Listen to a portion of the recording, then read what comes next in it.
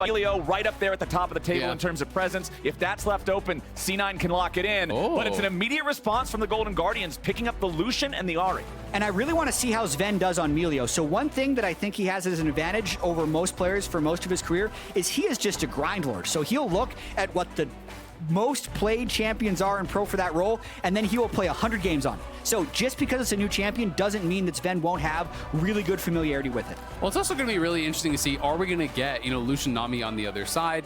Lucian is a really good pairing with Milio, but it had been taken away. Kindred really strong on this patch, something that Blaber has been known for in the past. With the Triforce changes, Triforce Kindred is fully in effect. This is one of the strongest champions on the patch. I saw Blaber behind the scenes in makeup earlier today, and I told him, hey man, I'm casting your games. Give me some spice. Give me something exciting. How about that Trinity Force Kindred? And he just kind of laughed and said, all right, well, convince my coach. And apparently the coach has also been convinced because we've got the Kindred. I'm so happy to see Blaber on this pick specifically. The Zeri locked in for Berserker next to the Milio. And yes, as expected, Lucian does not lane with his wife. He lanes with a fish. It's Nami locked in for Golden Guardians. No. Well, one of the really nice things with Milio, is with that W, it's essentially giving you that extra auto attack range. So when you play double marksman comps with it, you can sometimes really get a lot of extra value out of that. Have multiple people in the W, multiple people getting that extra attack range. So if Kindred gets those 4 marks and then also has that stacked, and you have a lethal tempo Zeri stacked, like the auto attack range becomes really, really crazy, especially with Zeri Q. I also do wonder if Cloud9, depending on how fun they want to get, if they can continue to pick champions that like Trinity Force. Because I think Zeri Trinity Force is pretty good. Zeri, Triforce Kindred. Just a couple more and they can do 4, 3, and we'll see. I mean, it's kind of the meta unironically now. Everyone feels Triforce is so good. It's just shove as many Triforce champions into your draft as possible, see how it goes. Well, let's see what the bans will look like after this. Obviously, 2 mid laners here banned out by Golden Guardians in the second phase. The LeBlanc, the Syndra, 2 of those options that Gori does not want to be facing with the Ahri in mid. Wukong and the Poppy banned away by the side of Cloud9. They don't want to allow Poppy to have that steadfast presence, can be very effective against these champions with a lot of dashes. But the Golden Guardians, they are going to lock in their jungler last because it's Jax picked up for the top lane matchup. The Bin effect, they just played against enough Jax from Bin, they decide to wield it for themselves. Slam it. Well, and it feels like Gragas is just such an easy answer. It's a strong matchup into Jax. It is very frustrating, good for Jax to actually play into that. It works well with frontline. You can go multiple different styles with the build. Also has great synergy with Kindred because you drop the Kindred ulti, you can Gragas ult people out of it. So that can also be pretty nice to have the displacement. What's the last one going to be here for the side of Cloud9? They know most of what their opponents are going to be playing. Only that jungle pick remains. C9 has targeted the jungle pool very heavily as well. No, Ksante is perfect, I think, because they already have a huge amount of damage with double AD carry. If they can get strong frontline with Gragas and Ksante, yes, they could technically flex Ksante around, but I'm pretty sure that it's going to put him mid because that's what EMENES was very effective with before. The Cloud9 composition just makes too much sense. Yeah, I mean, I think it's really, really solid. And you're looking over at the other team. Golden Guardians are looking to play more through side with the Jax potentially, so we'll have to see if they can create any sort of side lane advantages. And can they grab a jungler to help them do that? Are they going to commit heavily to side lanes? Or is it going to be Jungle Jax? Oh, that might be the recipe after all. Oh, so I wasn't necessarily expecting that, but Jungle Jax definitely something that you can play. It's a lot slower of an early game champion. I used to play a lot of this champion in the jungle.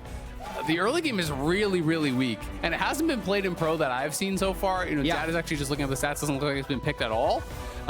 Or is it jungle? Oh, right, I'm checking this too. What is happening here? They're doing some flex. Don't get bamboozled, boys. Don't get bamboozled just yet. We know players like to do this a lot. You sit on something wacky, then switch it at the end of the timer. They got 3 seconds left. I mean, these are things that people play. All they need. That's all they need. Would have been so much cooler. I but told so much you. Worse. I warned you.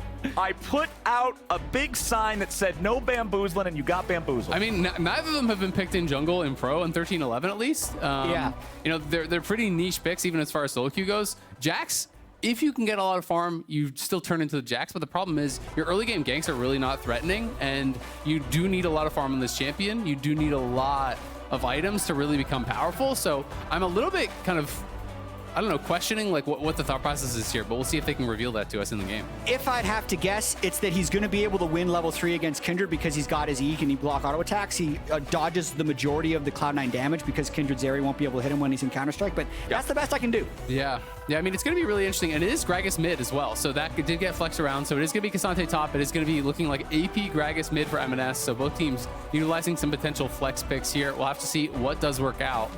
I mean, I do think if Kindred face checks you, you're going to be able to obviously win that. But I do think it can be tough for Jax. You know, if you're actually face checking the Kindred, that's going to be difficult. And if you have to use your leap strike before Kindred uses Dance of Arrows, it's pretty easy to actually avoid the Counter-Strike landing on you. And then from there, it can get pretty difficult for Jax, because you can sometimes get kited out. The mounting dread can slow you down. So we'll have to see if River can really make this work. All right, here we go. First game of Summer Split. The first game of Milio in the LCS. Golden Guardians versus Cloud9 rematch. Very defensive setup here in bottom lane from C9. Barrier on Berserker with the heal on Zven. From the other side, it's the heal on Huhi with the Ignite for Stixxay. Again, you want to see the Lucian and Nami be able to put some pressure on these guys early and avoid the very scary Zeri pain train situation once she gets to 3 items and takes over the game. Exactly. I mean, they don't need to get much done in lane. They just need to farm it out, right? They are playing the superior scaling lane, so it's going to be a lot more on Stixxay and Huhi, who I do think, you know, to their credit, were one of the strongest Lucian Namis that we had in the LCS. They were one of the duos that was actually confident to slam this down and go aggressive. Also looks like River might be trying to go for a fairly early invade, but yeah, this is not a bad start. He could still steal it in theory. Right. He'll deploy that. Counter-Strike, nicely done. He gets the big Raptor. One small one. Gonna continue fighting Blaber for these other ones. There's another small one. Pushed him out. Where's the next small one? Oh, he's just gonna keep beating him over the head. All right, this is quite an intense battle here. Just, okay, just sticking around. Takes the last Raptor. And he gets 2. He got the big one. No, that was the third one. That was the third small Raptor out of the 5. He got 3 of the 5 and the big one. Not bad. Yeah, got level 2. So you meant level 2. Yeah, exactly. So it did end up actually working out. It's interesting. You know, I thought that MS was going to be able to stay around there and potentially push River back. But at the end of the day, Gori's shoving mid, so EMENES feels that he has to stay mid to actually catch the XP there. River just kind of wins out in this level 1 skirmish. You know, Blaber starting W. River gets the last hits, gets the nice smite secure. So it is going to be a slight advantage there for River, and it's a clever little level 1 that he's planned. Yeah, and at least early game, that explains the Jax jungle. You haven't seen it that often, but he's like, you always have these little pocket strategies when you pull out something that other people haven't done of how are you going to pull off a surprise, and it's just a late Raptor invade. Yeah. He was very confident he was going to be able to pull that off. He wins the smite 50-50, and he gets a small early advantage. I mean, it's the double-edged sword of playing something that is not meta. The part that hurts you is pretty much always going to be objectively weaker than the meta picks. Everything that comes next. But the thing that helps you is the fact that nobody else knows what to expect from this either. They don't play against it. They don't practice against it. So that element of surprise is always going to afford you some bonuses if you know how to use it right. Bottom lane, the pressure is on from Stixxay and Huhi, forcing Berserker and Zven underneath the turret nice and early with that lane control. Berserker, of course, going to be protected by a lot of what Zven can provide. Milio, one of those traditional enchanter types. Remember, he can get allies fired up with a bonus damage for some trades if he has to, but the healing from Cozy Campfire, the shields as well, going to make sure that Berserker can stay in this lane as long as he can. Yeah, absolutely. And later on, this pairing just becomes so dangerous. You know, lethal tempo Zeri, the Q range is already ridiculous. Then you have that amped by the W. You have the move speed that's actually given to you by the shielding as well for Milio. Yeah. You can play more aggressive because you don't actually have to bring cleanse, because Milio is your cleanse with this ulti. So you play barrier, you play heal. It becomes very, very difficult. You know, when we're back in the era of Triforce Hurricane, Titanic, you know, these really kind of tanky builds where Zeri was so frustrating to deal with, very similar to how she was on release. And Stixxay and Huhi continuing, just shoving these guys back. As long as this pressure stays on, that's the goal. River also afforded the opportunity to move into the enemy jungle when his lanes have priority in the side. Blaber's going to path down here as well. There are no camps other than the chickens to go after. Yeah, he's just trying to cycle the chickens. He stole them first. He's walking over ward. Blaber didn't want to get caught on the chickens, so now he actually has a little bit of a jump on him. With E down, he can push him off of this, but EMENES taking very low in mid. Yeah, Blaber's chasing River away because River deployed the counter-strike on the chicken camp before Blaber showed up. It means Jax's main dueling tool was not available. But the problem is, it's not like C9 can collapse for a true punish on that because EMENES is currently so low, he can't enter into any PvP. But River gets pushed out towards bot side, and the marks spawn top side, and you have a pushing top lane. So Blaber should be able to get a free mark up on top. And I actually thought the pathing from Blaber there was really intelligent. Yeah. Because he walked the long way around. He was expecting that River would actually be in that brush over by Raptors. He knew he was going to look to go for the repeat, and if he face checks him there, he'd be in trouble. So he takes the long way around, is able to actually secure a mark off that, push River out of his bot side. And Blaber, despite the invade, he's up a camp. He's doing well. Yeah, I think he adjusted to the state of the game beautifully. That move, I think, gets him completely back in the game. More generally, I am really interested to see which one of these teams can make a statement in game one. Again, this was a rematch of the spring finals between C9 and Golden Guardians, and a lot of times there is some sort of like MSI hangover when you start Summer Split, but that's when MSI is like right before the start of the Summer Split. Weirdly enough, because the LCS was delayed 2 weeks, these teams did get a little more time to settle in. So I don't think rust could be an excuse for these guys. And at least when I was looking at these two teams before the start of the season, I see massive potential for this C9 team. They won the spring split when EMENES only played half of the regular season. They've had so much more time together. Their skill level in individual roles should, in theory, be so high. I think they have a chance to do something very special this split, but we need to see it. Early on in this game, actually, you can see down 14 CS with inferior early game champions, but they're definitely not looking to dominate the early game like they were last split. And I think this ties in, especially considering what you said at the start of the day here during our introduction. It's gonna be a fast split. 6 weeks, everything back to back to back to back to back to back super week. It means that if you're not on early, that thing of, hey, they just need time to gel, well, the clock is shorter than ever. Yeah, absolutely. And expectations are going to be really high for EMENES because he came in here, he won right away. It was actually the shortest distance or shortest number of games ever between joining a team and winning a title in an LCS. 10 games. Yeah, something like that. So, you know, it was pretty incredible. You know, couldn't really be much better of a start for EMENES, but expectations, because he had such a good first split with the team, are going to be that much higher. We can see Blaber, they have pushed down through bot, so they're starting this up, but River is in the area. Stixxay trying to catch this wave. Doesn't look like there's going to be a contest because EMENES has first move. EMENES, we'll see. Stop Gori there, but River is getting close enough to eventually fight for this. River's made his way in. Blaber now might have a problem here, but it's secured by the Cloud9 jungler, but he flashes over the wall trying to escape. River, Berserker and Zven wanted to protect that jungler as EMENES needs to escape from Gori. The ultimate's expended not by anyone just yet. You can see Gori still having the spirit rush there. Finally times out. Man, that was a robbery. That could have gone so poorly for Cloud9. They're already down 1,000 gold. They grouped early for the Dragon. If they would have sacrificed the tempo, the health, and lost the Dragon, I think it would have been a disaster. But they get out with no deaths, and I think they should be grateful for that. Yeah, absolutely. I'm a little bit surprised, though, that Zven and Berserker just kind of let River walk into the pit because Stixxay wasn't there yet, so they actually had a numbers advantage, and it felt like they weren't willing to actually step forward and actually challenge as they walked over. So potentially not knowing how close Stixxay was, but it did get a little bit dicey. You know, Blaber had the Mounting Dread stack, so he's trying to actually time his smite with the third hit of the E, plus that smite, which is a pretty good secure if you can actually time it properly with Kindred. And I also want to say, like, every time we pan mid, EMENES has like 3 health. Gori has been harassing him so hard. He's had prior this whole game. He's up almost 20 CS, and now they're looking to take advantage. Okay, River level 5 here on the Jax. Gragas ulti used for the disengage very early. Nicely done from EMENES. Dropping the aggro. The ulti also hits the wave, helps thin that out so they can't stick around and continue moving forward to try to continue the dive. Golden Guardian's going to get forced back there. And because they were focused on the play mid, it opens up the opportunity for Fudge and Blaber to secure the Herald here on the top side. So the first 2 neutral objectives of the game do go Cloud9's way. Yeah, despite the fact that Gori has been having the push and has been winning it on a lot of these trades, it's been Fudge pushing topside constantly, right? And that allowed Blaber to grab the first mark off the scuttle top. It allowed him to actually start up the Herald before River even went for that dive mid. So back-to-back objectives here, going the way of Cloud9. And as EMENES gets more levels, he's starting to do better and better in these trades. Starting to have that sustain ramping up. You can see a pretty significant CS lead, though, for Stixxay and Huhi, and they've already taken 2 plate spots, so they're doing really well with this Lucian Nami. Yeah, and I think when Golden Guardians looks back on this game, they may have some regrets. Oh, Gori's about to regret it if he does not get the hell away from EMENES. Below 100 HP here on the Ahri, has to take the recall here. And I mentioned that they may have regrets because they have seemingly had pressure mid and bot the whole game, yet they didn't get Ripped Herald or Dragon, which is normally how you want to convert those advantages. Right. So Cloud9, I think, really just escaping this early game as their scaling needs to turn on, right? They want to be able to get Trinity Force coming through onto Blaber. They want to be able to get some items on Zeri. Then they'll be able to team fight. And even now, EMENES, I think, has made it through the most difficult part of his laning phase. Now, the percentage of his healthy gains from his passive will make it harder and harder for Gori to harass him. So I think Cloud9 escaped this first 10 minutes, and Golden Guardians had advantages that they couldn't quite capitalize on.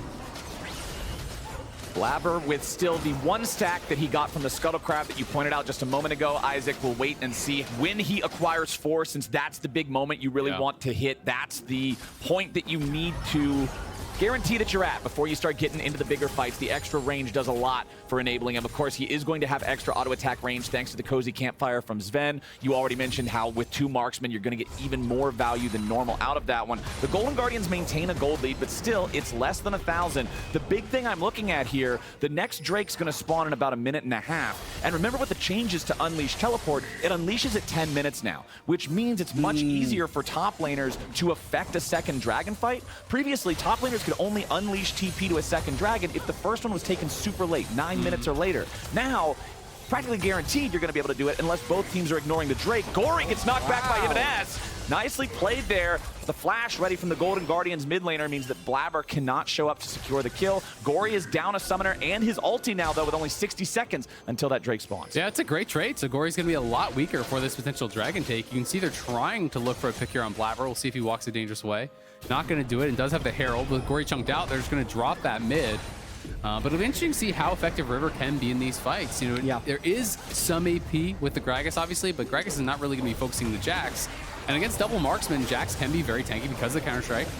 Oh, forcing the flash out of EMENES, but River flashes over the wall to keep him chased down. Licorice ready to fire the Ornn Horn from downtown. It's first blood to the Golden Guardians top lane. And the bubble, though, from Huhi was actually huge because it prevented the Kindred ult coming out from Blaber. He was CC'd up when his mid laner was going down there. So nice little counterpunch from Golden Guardians. The Herald gets dropped mid, but it's Golden Guardians that get the kill. Finally, a nice proactive play by Golden Guardians. They also have Kraken Slayer completed for Stixxay, and they can push Blaber out of here, maybe kill him. It was a trick the whole time. Huhi stuck around in the brush on a dangerous recall because they were ready when Blaber came over the wall, and they immediately just kill him. Golden Guardians was one step ahead. I don't think Blaber had his W up there, so he didn't actually have the cooldown reset on his Q. So when he uses the Q over the wall, if you don't have your W down, it's actually a really long cooldown, so he couldn't go back. After he hopped over, was kind of just locked in there, and then they decide with the ultimate drop, they're going to try to TP in, they're going to try to make that fight work, but it does not go their way. Another kill now going the way here of Golden Guardians, who are looking really good in these early minutes. We can watch this one more time. Huhi and River wrapping around. EMENES was very far forward, trying to harass Gori. Honestly, just way too far up, you know, looking for that poke. Didn't need to be there. I think it's just a good move there by Huhi to give them the numbers advantage. You can see Milio for Zven just arriving in the bottom lane as this play is unfolding. The bubble does land there onto Blaber, as you can see, which may have been able to save his life. And then right here, I think Blaber's just trying to do a tempo play right there, but another beautiful bubble, no W, as you pointed out, and they're able to kill him. Yep. Yeah, he just basically wanted to stop the recall, try to potentially catch Huhi. If Huhi's by himself there, he can probably get a kill. He didn't have vision on the Ahri, though, and River now back to live, going to be able to secure a dragon here. So taking the second dragon of the game for themselves. It is going to be Chemtech's Soul. But River, you know, farming pretty well. He is down about 20 CS, unfortunately, though, to Blaber, who does have the Triforce already complete. You can see Mythic starting to come through here as Fudge popping the ulti, trying to get aggressive. Yeah, Fudge wants the all-out play here, but Licorice gets back underneath the turret in time. Fudge still just trying to pressure him as much as he can with the extra damage, the extra vamp from that ultimate on Ksante. Blaber's also here, so if Fudge can get this shoved up in time, they might be able to force the dive. There it is, minions underneath the turret. Licorice knows this is trouble. Fudge gonna take the aggro. Licorice still alive for now, trying to avoid the proc on the Kindred. Oh, he rams his head into the wall, does not get what he was looking for. Okay. Until the end, he does find the knock up here with the Ornn ulti, but he's still dangerously low. Health and mana both. Fudge taking a lot of damage from the turret aggro. It was sloppy, but Cloud9 gets it done. Yeah, the healing there for Licorice, you know, from his Radiant Virtue, for a second made me think he was actually going to survive. You know, he drops the ulti, and Cloud9 were not juggling aggro very well. They were losing a lot of damage as one would pick it up, then the other would go back out. But at the end of the day, they do make it work, and they are working away on that tower top. You can see Blaber's trying to actually finish off that tower. Oh, Golden Guardians making a move for the tier 1 in bottom lane, but teleport reinforcement from Fudge means that Golden Guardians will not get a trade turret here on the bottom side as Blaber finishes taking the first turret of the game in top lane, evens out the gold for Cloud9. And he's going to be able to get another mark right now on these Raptors. So at this point, he's actually going to be leading the game in gold. And I think it's a really interesting use of resources there for Cloud9 when they get the kill and Fudge immediately recalls so Blaber can get solo turret gold, and then to make up for the lost tempo of Blaber being top, Fudge uses his teleport bottom lane. So Fudge was definitely the support to Blaber there, and then on top of that, if he's able to secure this Rift Herald, he's going to be getting extra gold from this as well. So really, he is set up to carry this game. Well, I think that's one of the beautiful things of playing a carry jungler in these situations. You know, Fudge doesn't have to be the guy that gets all the gold. Triforce was already done, so you can crush through that tower really quickly. You can see he's like almost 2k ahead now of the enemy jungle. He has about 2k in pocket, gets solo turret gold. The TP bot from Fudge was brilliant to cover, so they're not going to be trading towers. They're going to guarantee themselves first tower. So I want to get you guys' opinion on this because I've been seeing a lot of conversations recently. Trinity Force is very powerful right now. This item is incredibly strong. People are looking for more champions to build it on.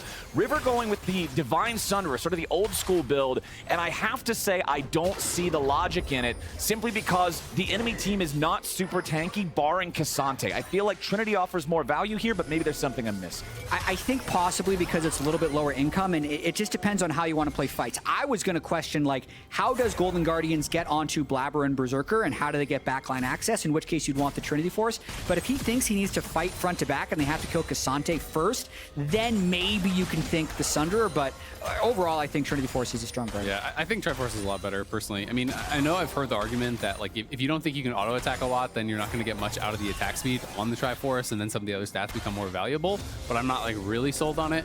And Jax is really auto-attack heavy because of your passive with your ult, so I do think Triforce would have been the better buy, but either way, we'll see what River can get done. Yeah, again, I think he should probably just go, like, armor from here and just go for, like, a tanky build. And also, I mean, it says it's 2 kills to 1, but it's also 2 Triforces to 0 Triforces, so who's really right?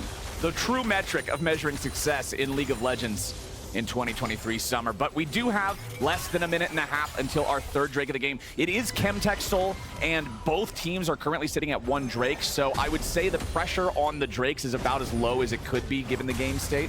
I actually really like this. So it's an Ardent Sensor Rush from Zven. I think with double marksman, this makes a lot of sense.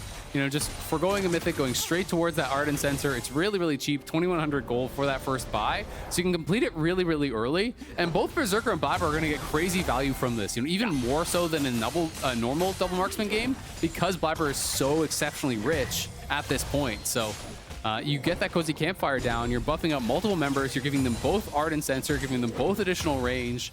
You can give move speed with your E. It's going to get really, really difficult, I think, to deal with these guys if they can have a solid front to back where their backline isn't just getting deleted by, you know, Ahri and Jax.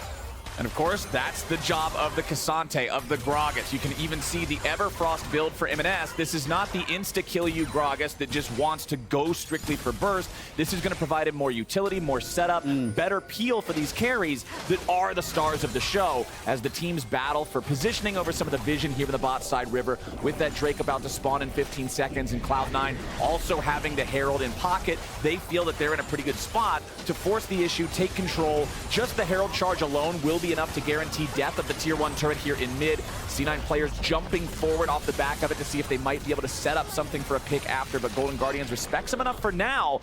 Although they are pushing forward, Cloud9 may be able to make a move on him here, but Golden Guardians just walking it all the way back towards the other side of mid lane, and it looks like they're not concerned with this spawning Drake. Yeah, you could see also a total lack of vision towards the bottom side River means Golden Guardians is just going to forfeit this one, which I think puts them in a pretty poor position in this game overall, with the Zeri scaling kicking on, with Blaber farming so efficiently.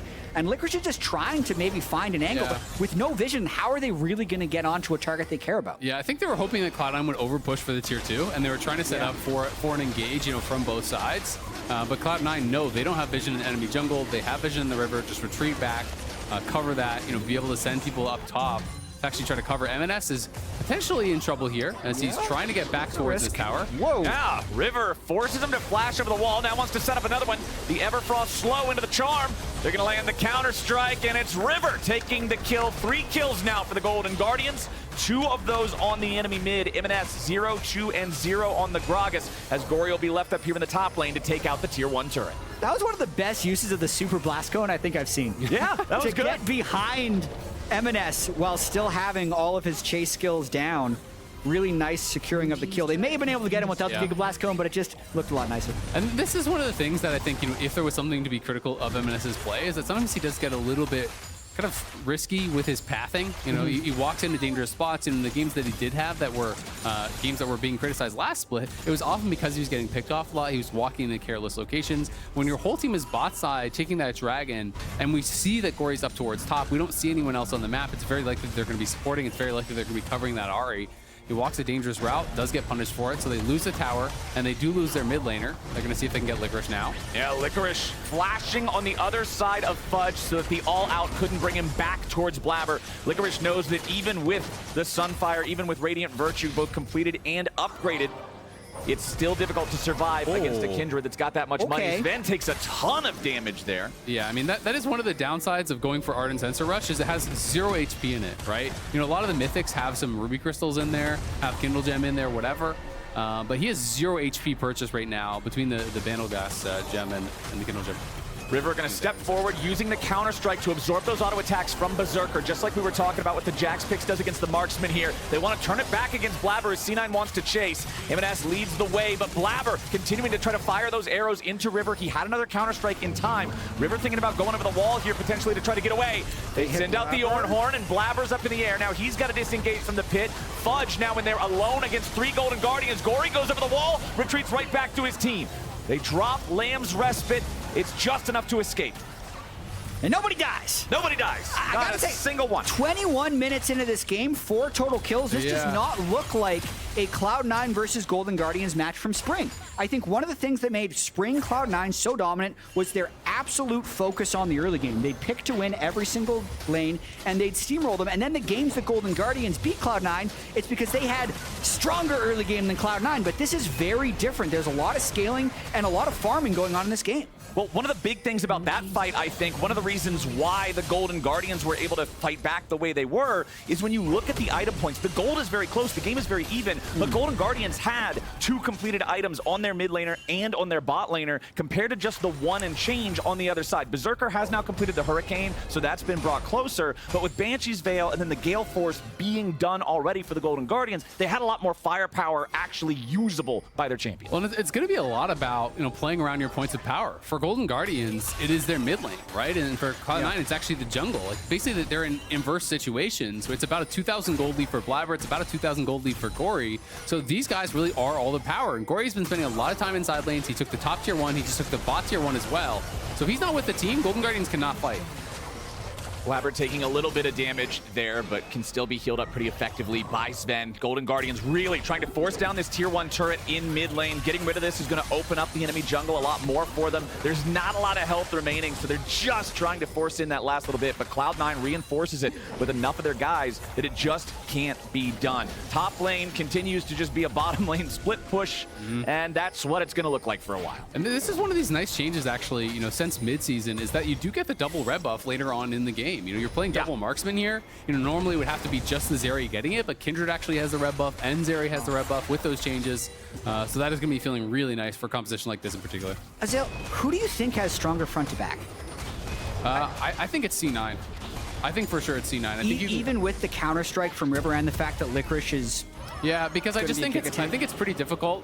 Because Jax only has the 1 Q, unless you get a lot of CDR and you get high level, it's like you Q in, you're going to get Q'd back by Milio or CC'd by Ksante or Gragas. And double marksman, I think, is such high DPS. I think Cloud9 can kite back and kill frontline against Golden Guardians comp, personally. I think it's all about the engage from Golden Guardians.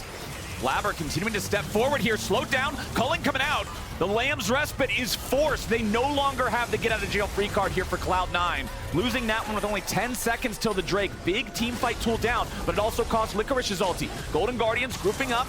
River's got to be careful. He doesn't want to enter in too quickly here. Already only at 2/3 HP. EMENES has not been seen yet, but he will be spotted by the ward once he tries to come around. Golden Guardian's going to see that now. River leading the way in with a counter strike. Stixxay's going to back it up and try to find some damage onto the big man in the mid lane. As Golden Guardians now get engaged on. Zven's taken low and Stixxay's already killed him. Fudge tries to find his way into the back. Well, River takes out EMENES on the side. Licorice drops, and we got ourselves a 3v3. Oh, Berserker's going in, and that's what I was talking about. He always shows up. Berserker finds his moment, and he finds a triple kill. Blaber was seeing the future in that fight with his ability to dodge the charm over the wall. But really, this wasn't necessarily a front-to-back fight. It actually looked like Golden Guardians had pushed them off the zone. And when Zven gets blown up, you think it might actually turn in the favor of Golden Guardians. But here, Blaber Berserker gets so much damage off in the corner. And watch Blaber right now, So ducking nicely. back behind that charm. I believe Berserker had given him vision of Gori over the wall, so he was able to see the cast, but they're getting Baron off of this. I mean, that was really nicely done. And Zven kind of just laughing. He's like, oh, support is useless, dude. I was dead. You win anyway. I mean, the reality is that the beginning of the fight did look pretty promising for Golden Guardians, but then you realize who are the targets that are threatened and who are the targets that are actually free firing. Yeah. Blaber and Berserker were never touched. And if the double marksman is free hitting, you are just not going to win the fights. And that is what Golden Guardians are really going to have to deal with. They have to have a really good engage, and it has to be pressuring Berserker and Blaber to really make something happen, because even with a free pick onto Zven, which did help them tremendously, it's just not really making a difference.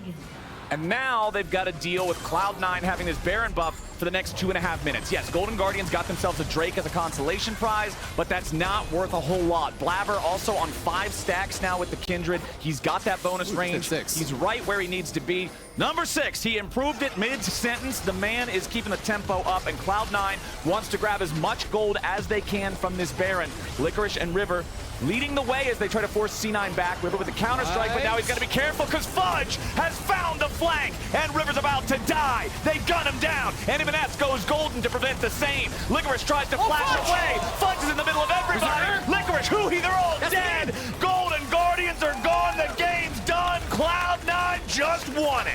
Oh my God, Cloud9 gonna knock down Golden Guardians in the season over to here. 2 fights back to back is all it took. It was actually not a slow game. Flowers, we said it was a slow game in 21 minutes. It was not a slow game. The last 5 minutes have been crazy. Cloud9 take him down. Turns out when you give the reigning MVP the best champion in the game and then let him free fire in the team fights, the Nexus falls fast. Cloud9 open up summer split with a dub. How quickly did that game end? Like 26-42. Thank you. It was 21 minutes in when it was 2 kills to 1, 3 kills to 1, something like that. Something like that. And then we see 8 3 to 1. kills, a Baron.